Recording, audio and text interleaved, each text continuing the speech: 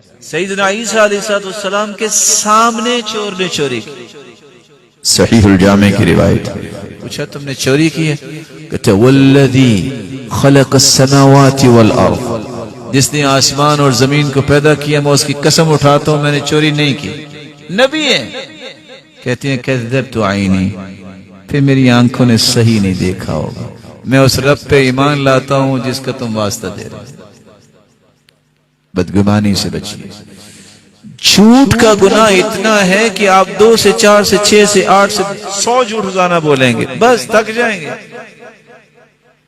بدگمانی سے آپ نے رائٹ سائڈ کو ڈیڈ کر لیا. اچھی سوچ ہی نہیں یہ ایسا ڈیڈ ہو جائے. آپ نے ایکٹیو کیا اپنی بائیں سائڈ. 24 گھنٹے آپ غلط سوچیں گے. جھوٹ کا گناہ تب ہے جب بولو گے. باقی گناہ بھی ایسے ہی ہیں لیکن بدگمانی ایسی برائی ہے کہ انسان 24 گھنٹے کا گنہگار ہوتا ہے.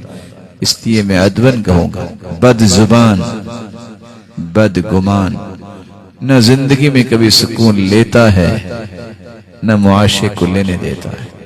کبھی بد زبان نہ بنیے، کبھی بدگمان نہ ہوئیے، بلکہ عبد الرحمن بن عوف کی بات یاد رکھیے.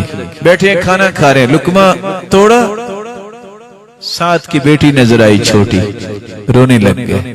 کہتے ہیں یہ اس انسان کی بیٹی ہے جو مجھ سے اچھا تھا، حالانکہ خود عشرہ مبشرہ میں سے.